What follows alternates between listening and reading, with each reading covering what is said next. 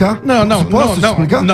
Não tem como explicar. Não adianta você passar com o caminhão em cima de mim. Eu provei. Só que o problema de crente é isso. O problema de crente é isso. O padre prova na Bíblia, o crente vai lá e pum, distorce a Bíblia e diz: você tá entendendo errado. Então é só o irmão evangélico que entende a Bíblia certa. O padre tem a burrice do Espírito Santo. Então o senhor cita um texto em grego de um texto que é hebraico e quer ter razão. É só essa questão.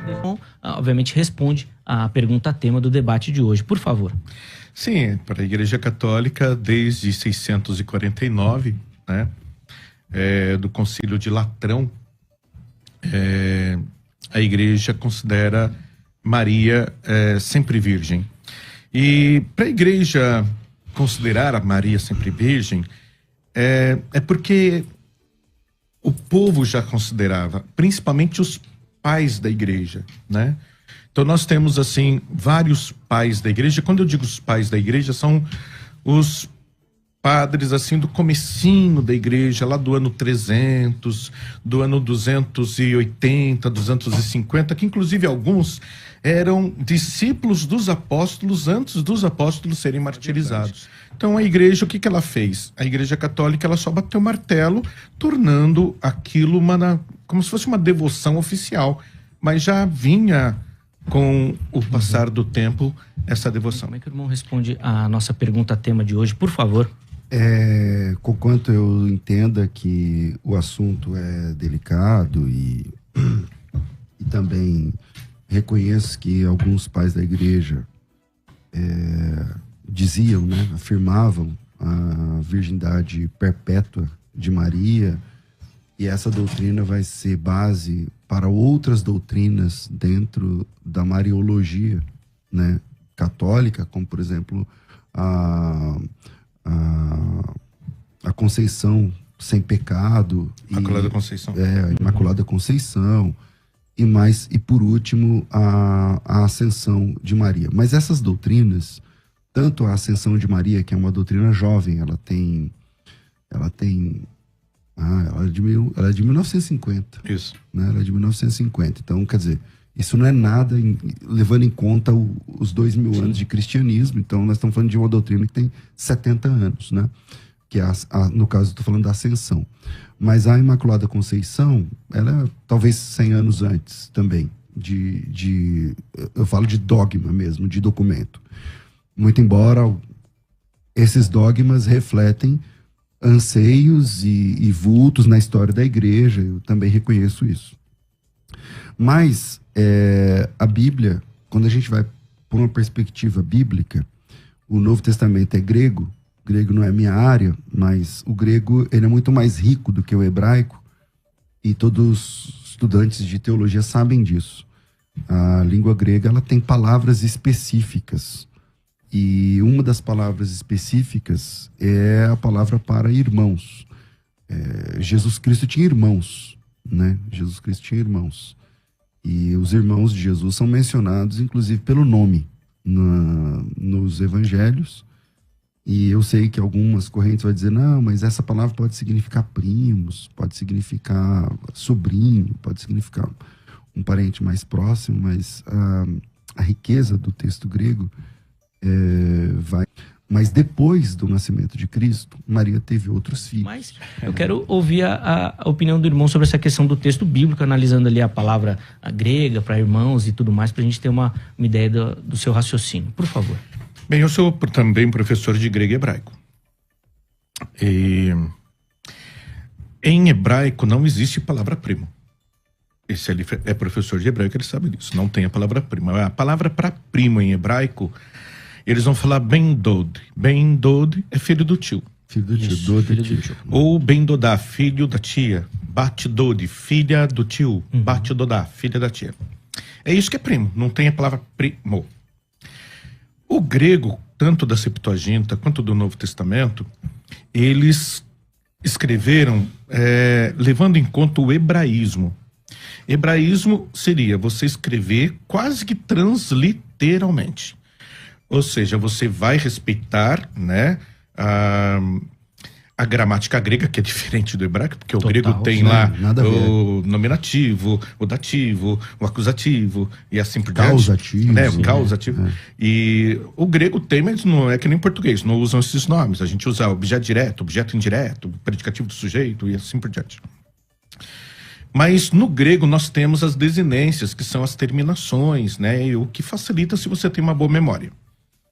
No português e no hebraico seria só os verbos mesmo, que judiam um pouco da gente. Mas o que acontece? Quando você vai para o grego, você encontra a palavra adelphos. Adelphos, e nós temos uma outra palavra que é sinônima, muito pouco usada, que é anepsios. Se você pega, por exemplo, Colossenses capítulo 4, versículo 10, em algumas traduções até diz assim, que Marcos era primo. Eu não sei como é que diz Ferreira de Almeida, mas há algumas traduções... Às vezes fala sobrinho, às vezes primo. Sobrinho? Às vezes sobrinho, às vezes primo. Tem essa variação mesmo. Porque o anepsios é que nem o adelphos. O adelphos, ele tem um campo semântico muito vasto. Você pode traduzir de forma literal, ou seja, irmão, filho da mesma mulher, né? Uhum. Mas adelphos, ele pode ser, por exemplo, pessoas da mesma igreja, adelphos. Pessoas do mesmo tipo de futebol, adelphos. Não tem o Lula, companheiro, adelphos. Esse companheiro, esse adelphos. Tudo que leva Sociedade de Amigos de Bairro, Grupo da Terceira Idade, Centro Cívico da Escola, torcida do vôlei, tudo geralmente a gente entende como adelphos, mas adelphos também pode ser o enteado. O adelphos pode ser o primo, tio. Por exemplo, Isabel era prima de Maria, mas a Bíblia não usa a palavra prima. Usa a palavra singnis, que é parenta. Mas não é adelphos, exatamente. Singnis, que é parenta. Mas o que acontece? Quando você começa a perceber a cultura, e aí você tem que levar em conta também um dado antropológico cultural que a gente não tem no Brasil, e existe ainda dentro do judaísmo em alguns momentos, dentro do mundo árabe, dentro do mundo japonês. Antigamente, há uns 40 anos atrás, o japonês vinha para o Brasil, só casava com o japonês. Uhum. Tentando manter aquela cultura. O que acontece com um árabe ou com um judeu? Você é meu primo. Aqui no Brasil, se eu sou brasileiro, você é meu primo, mas você mora em outra casa. Sua família é outra.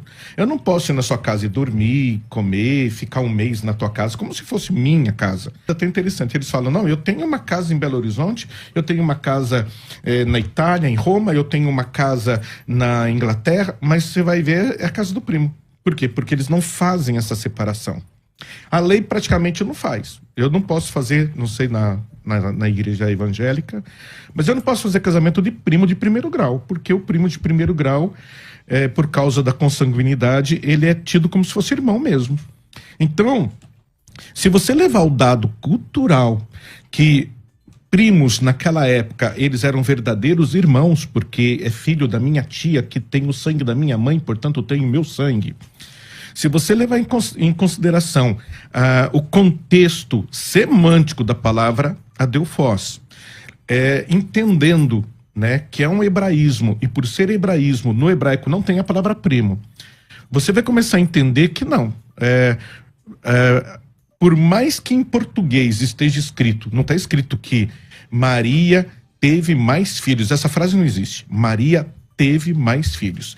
O que tem na Bíblia é que Maria e os irmãos de Jesus, inclusive tem até um versículo que diz que as irmãs também foram falar com ele. O pastor falou certinho. A Bíblia diz o nome de 4 irmãos de Jesus. Um é Tiago, Judas, Simão, né? E o outro, Tiago, Simão, acho que é José. E fora as irmãs, que falam irmãs também. As irmãs, mas as irmãs não dão nome. Não fala número também. Quando você faz pesquisa na Bíblia, você descobre quem era a mãe de cada um deles. E se vocês quiserem, se a gente tiver tempo... O hebraico não tem nenhum tipo de gerência. Eu gostaria até que tivesse, porque o hebraico é mais minha área, entendeu? O hebraico não tem nenhum tipo de gerência na confecção do texto do Novo Testamento. A língua lá é grega. Sim.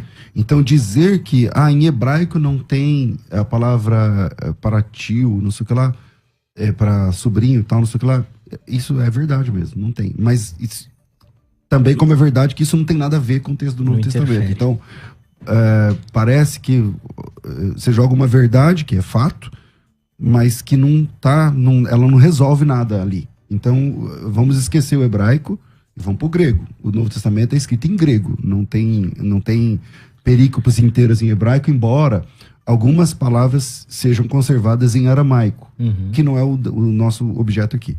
Mas a palavra adelphos, o padre disse o seguinte, não, ele é aplicado para irmãos, mas também é aplicado em inúmeros outros contextos, como, por exemplo, se o Lula for fazer um discurso, ele fala companheiro, é adelphos, ou se num jogo de futebol e tal.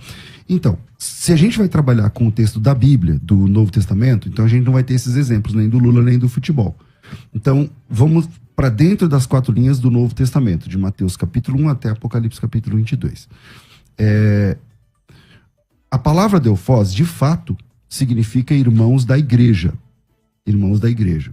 E irmãos da igreja, o tempo todo, quando a Bíblia fala irmãos, rogo-vos, pois irmãos, que apresenteis os vossos corpos, é adelphos. O tempo todo, quando a Bíblia fala do nosso relacionamento com Deus, entre nós, então nós somos irmãos. E essa palavra é a mesma palavra usada para irmãos consanguíneos, como no caso de Tiago e João, por exemplo. Né? Dizer que essa palavra, por ser usada para irmãos da igreja, significa que não significa que são irmãos, eu acho que é um argumento ao contrário. Na verdade, esse argumento reforça o fato de que a palavra adelphos trata-se de irmãos. E se não é assim, aí é muito simples, e é legal conversar com o pastor, o padre falou, se tiver tempo para apresentar na Bíblia e tal, é só apresentar o texto. Aonde é que a palavra adelphos é aplicada no Novo Testamento e que não tem a ver com irmãos da igreja, que são filhos do mesmo pai, ou que não tem a ver com irmãos consanguíneos? Qual o momento? Não, aí você tem que pegar o dicionário, né? Pode pegar. Não, eu não trouxe o dicionário. Você tem o seu computador aí. Não, você pode usar o seu dicionário. Porque assim, né? dizer que... É legal falar assim, essa palavra pode ter várias coisas. Tá bom, me mostra um na Bíblia, onde a palavra adelphos é empregada e o relacionamento lá não é de irmãos. Mas você acabou de dizer que quando Paulo... Irmãos da igreja. O próprio Paulo fala ao meu irmão Teófilo, ao meu irmão não sei quem... E ele não é irmão na fé? Irmão na fé, irmão na igreja. Do mesmo pai? Não, mesmo pai não, mesmo o pai mesmo de Deus. Exato. Então aí veja você tá só, ridicularizando a palavra adelphos, o que eu tô dizendo é que a palavra adelphos... Não, aí você não tá entendendo, tá dando uma dica que não tá entendendo o que eu tô falando. A palavra adelphos... Não, termina. Vamos lá. A palavra adelphos, ela significa irmãos na fé e irmãos consanguíneos. Ou seja, a palavra adelphos tem um único significado, irmãos. Ela não significa sobrinho. Para sobrinho, é a palavra que ele mesmo usou, anepsios. É anepsios, não é? Anepsios, que é sinônima. Não é sinônimo. É sinônima.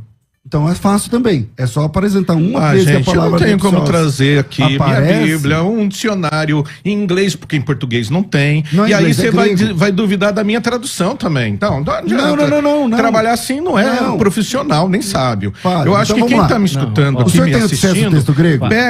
pega o dicionário e vai constatar. Eu não tenho que trazer dicionário. Infelizmente eu não trouxe meu computador, mas tem muitos dicionários ótimos em grego e hebraico. Vai consultar se não acredita no padre. Exatamente. Então consulta e veja o que significa a palavra adelphos. Se você tiver um bom dicionário, vai ter significado. Agora, irmãos. eu garanto pra você que... Não, tem o significado de irmãos. Eu falei aqui. Falei, irmão, filho da mesma mãe. Tem esse significado, mas não só. Prioritariamente é esse significado. Não prioritariamente.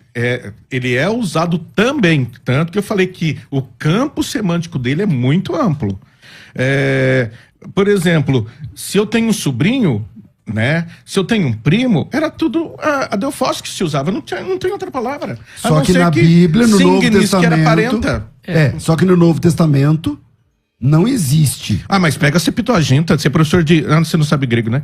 Pega a Septuaginta... Dá um exemplo na Septuaginta. Ela é um calhamaço. É o livro de Tobias, por exemplo, que vocês não têm na Bíblia Católica, a Bíblia de vocês, porque Lutero deu a doida dele de tirar. Mas tem, ó, livro de Números tem. Lá em Números tem.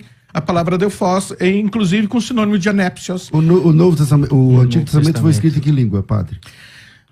O Novo Testamento grego e aramaico. Não, o Antigo Testamento... Hebraico números, e grego. Números, foi escrito em que língua? E hebraico. E por que o senhor quer que eu leia no grego? Porque foi traduzido para a Septuaginta, que foi um livro usado por Jesus Cristo, inclusive, na época dele. Então, mas você prefere usar... E Jesus usar aceitava a Septuaginta. Por que a gente tem que desmerecer a Septuaginta? Então, qual é o texto de Números? Olha aqui, ó. Nos casos em que poderiam ter usado a palavra primo, tio, sobrinho, usaram a palavra irmão.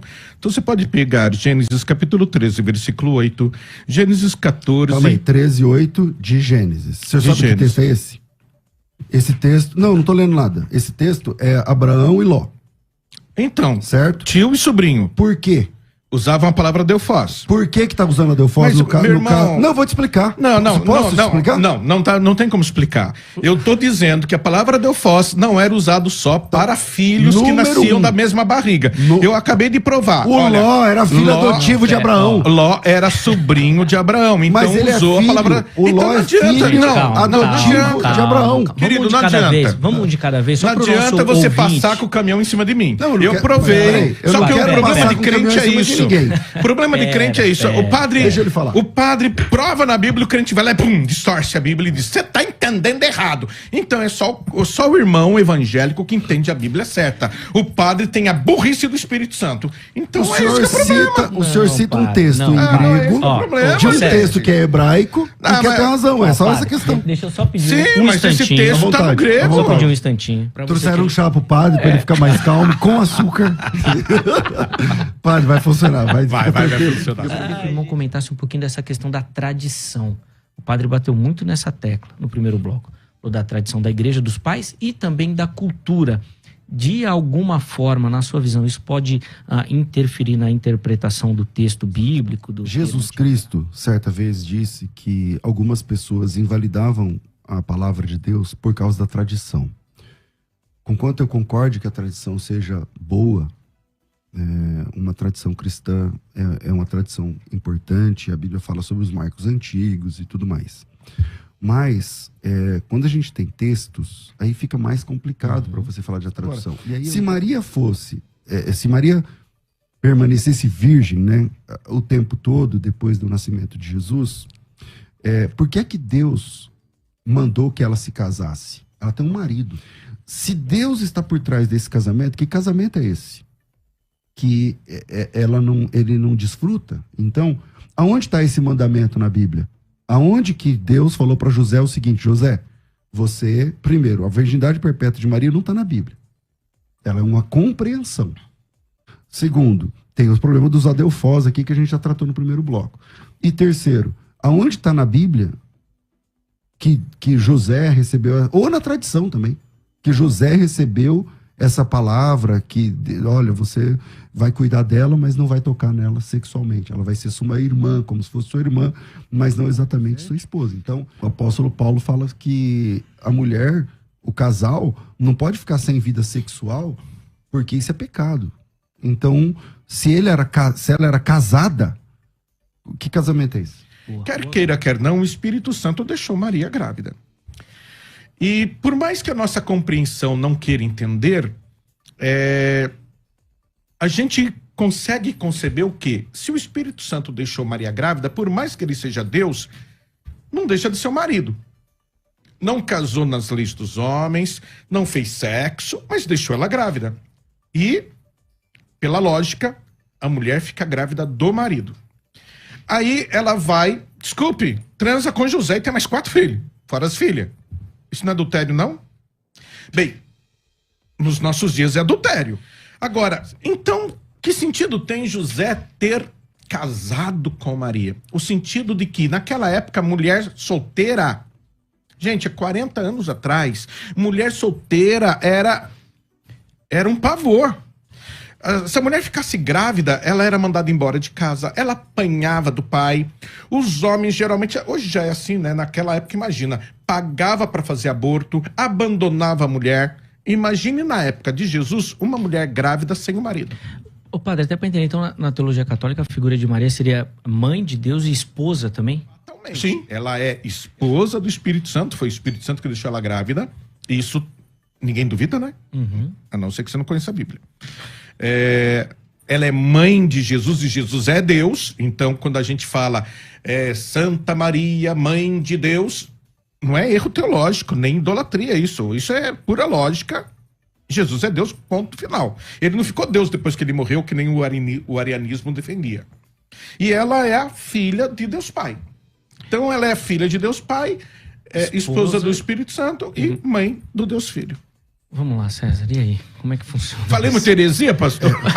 Claro, muito. Ah, falei muito. Que pena. É o seguinte. Então vamos lá. Vamos lá. Esse daqui tá quase surtando também. Então, Eu tenho que ficar imparcial, né? O jornalismo. Mas eu quero que você, que também é evangélico, surte. vamos por parte. Não Vai, vamos concorde comigo mesmo, Vamos mas lá, César. o que eu falei é Então, vamos lá. científico, Da fala, é lógico e é bíblico. Vai, César. da fala do padre, algumas coisas que eu gostaria de fazer uma pontuação aqui importantes.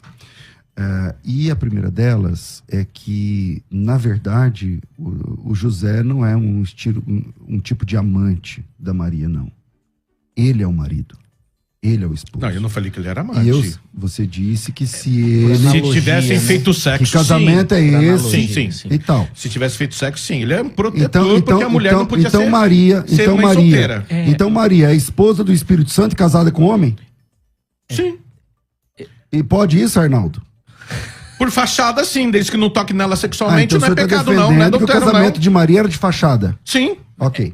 Isso que eu ia falar, foi isso que ele defendeu. então vamos lá. José, vamos aprofundar a questão. José é para proteger Maria da sociedade. Vamos aprofundar a questão. O José, quando Jesus Cristo nasceu, o José, ele se apresenta como o pai legal de Jesus. Isso. E ele faz isso na questão das pombinhas. Isso, faz o ritual. Ali lá no Antigo Testamento, esse é o papel do pai. Sim, isso é verdade. Tanto que quando a Maria perde Jesus com 12 anos, ela diz que José era pai dele. Quando Maria diz que José é pai de Jesus, obviamente ela está mostrando para todo mundo que ela é a esposa do José. Não tem... Eu não entendi, eu não sabia que o padre ia desconstruir o casamento de Maria com José. Porque isso é um ponto a Igreja Católica defende que Maria é a esposa de José. O que eu estou dizendo é que, se Maria é a esposa de José, que casamento é esse? Que casamento é esse? É um casamento antibíblico? Porque a gente sempre na exegese, você faz o seguinte, você tem uma palavra difícil, como no caso do rapax, que o padre fala rapax, você tira essa palavra e analisa ela em outros contextos. Quando ela tem 3 ocorrências, você analisa em cada ocorrência. Então, vamos tirar por um minuto o caso de Maria e José. Tem na Bíblia um casamento onde não há contato sexual? Tem na Bíblia um caso? Não tem.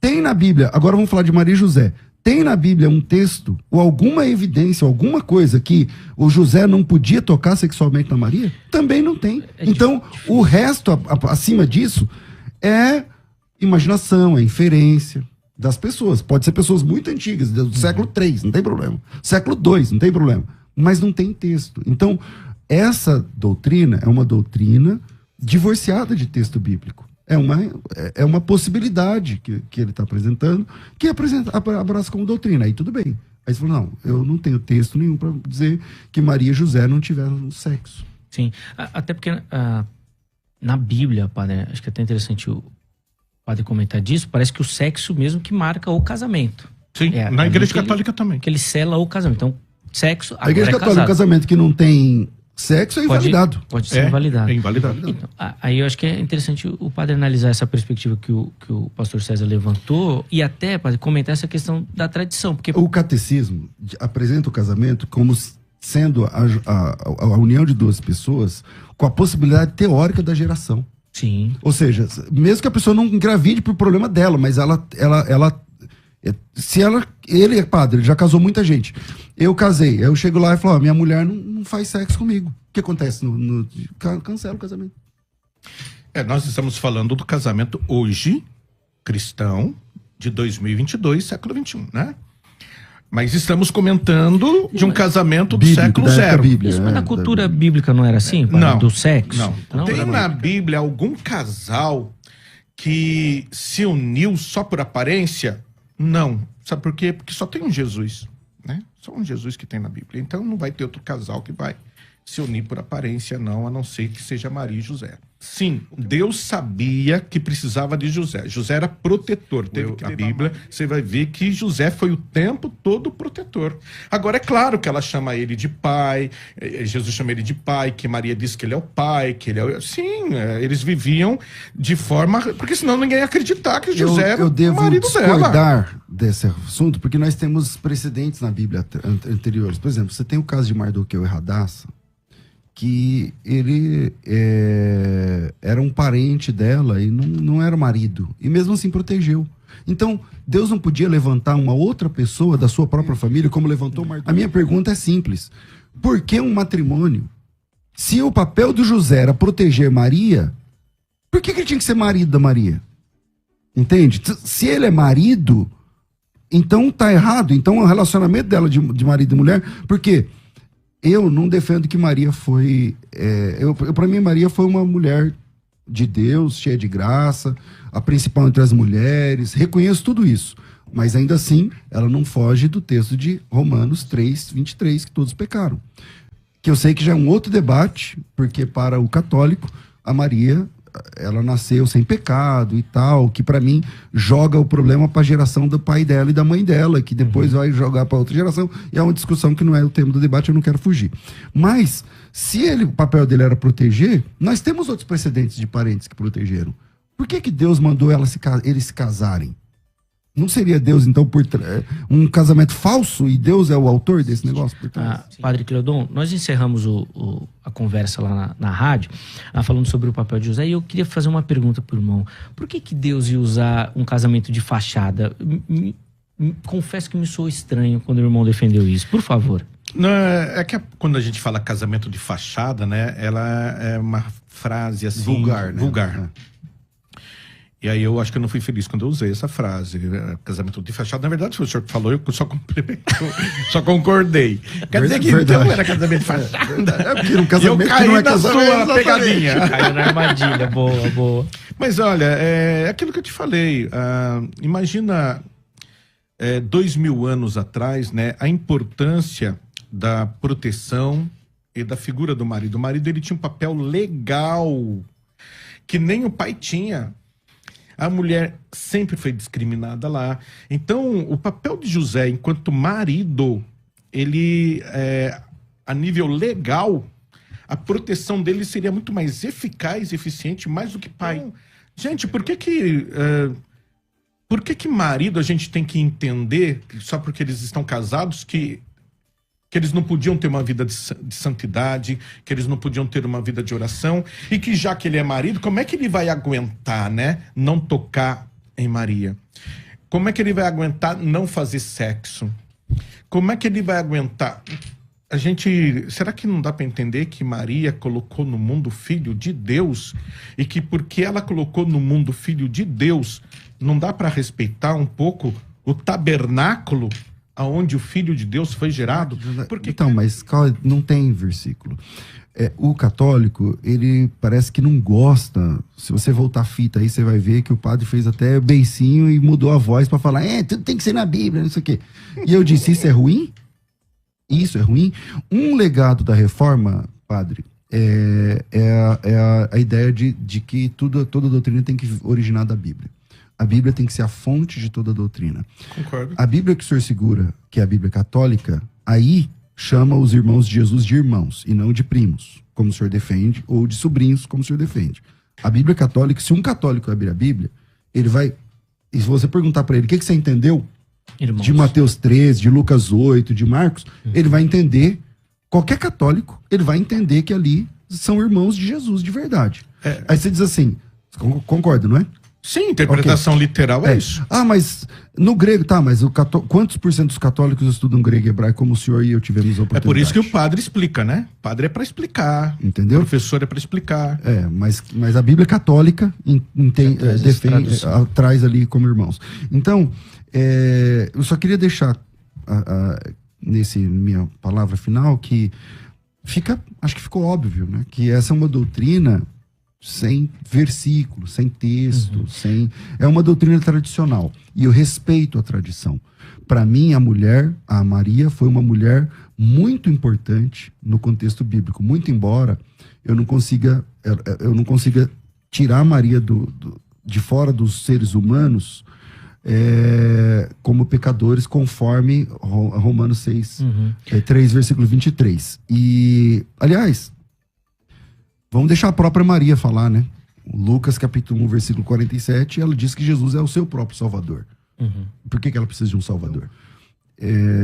Como essa é uma doutrina que está no silêncio das Escrituras, você precisa de silogismos. Não, mas você não acha que não sei o que, você não acha que não sei o que lá, você não...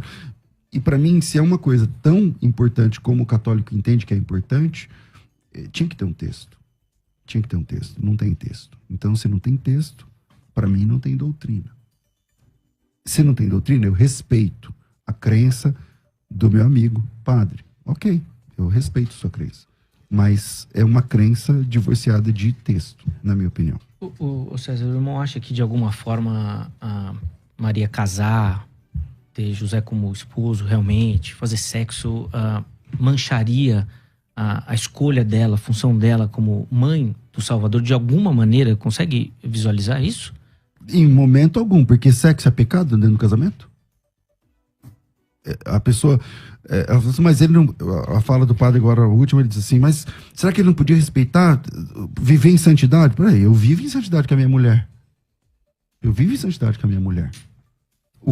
A ideia do sacerdócio do padre, eu acho muito legal essa ideia do padre não ter esposa, tal, porque ele é casado com o ministério, tudo bem, mas isso também é recente na história da igreja, entende? Então, acho que não tem a ver santidade ou falta de santidade com um casamento de verdade. E eu mostrei também a possibilidade de mostrar para vocês aqui quem é a mãe e o pai de cada um dos irmãos de Jesus. Então tá na Bíblia, estudei. Tá na Bíblia sim, mostrei texto sim, mostrei texto. Maria não fala que Jesus é o Salvador, em Lucas 1,48. O Magnificat, 47. No Magnificat, ela está falando de Javé, que alguns chamam de Jeová.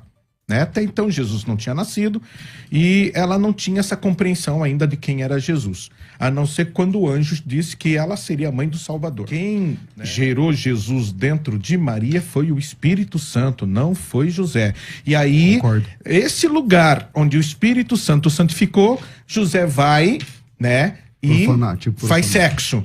Bem, não é pecado? Não, pecado entre marido e mulher, não. Mas no caso dele, que foi um pai adotivo e uma pessoa para proteger, ali ele só está para proteger. Concluir, o marido é o Espírito Santo. Bem, se você não concorda, claro que não vai concordar, porque você é evangélico, né? Mas o que eu estou falando tem lógica. Boa. Contudo, não a conheceu enquanto ela não deu à luz um filho, a quem pôs o nome de Jesus. Com esse texto eu encerro.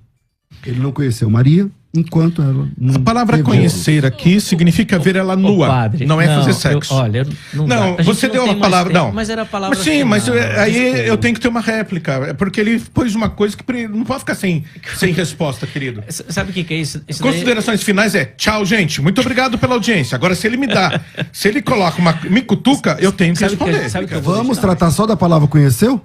É que nem na televisão, o cara porque me ofende e eu não tenho direito calma aí, peraí, padre, eu citei um versículo, eu te ofendi? Não, mas você me cutucou e tem uma explicação lógica para esse versículo que até então ninguém tinha colocado. Então calma aí, vamos lá. A palavra aqui, conhecer, no grego do Novo Testamento, você quer tratar a palavra conhecer no grego ou no hebraico? Porque em ambas as partes significa conotação sexual.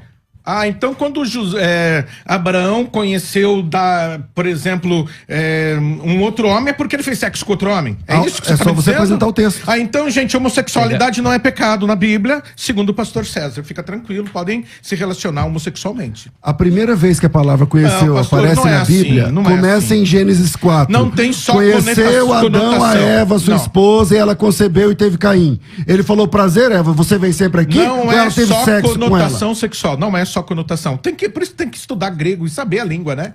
Então vamos lá. O Vou sentido tirar a literal conotação. mata. Sentido Calma aí. literal. Parece que ele não gostou do texto que eu citei. Eu vou tirar o sentido texto, literal. eu vou tirar o texto, a conotação sexual. Vamos na sua. O texto diz assim: contudo, não a conheceu enquanto não deu à luz. Quer dizer que se eu conhecer aqui não é sexo. Ele a viu nu. Porque ela teve o nenê. Mas peraí. Ela teve o nenê, ele participou do parto. Meu Deus do céu, ele a viu nu. Mas Isso é aonde conhecer. a palavra Não conhecer é- significa ver nu? Ah, então... Você acha que quando Abraão conheceu o rapaz que o senhor acabou de citar, ele viu o cara pelado?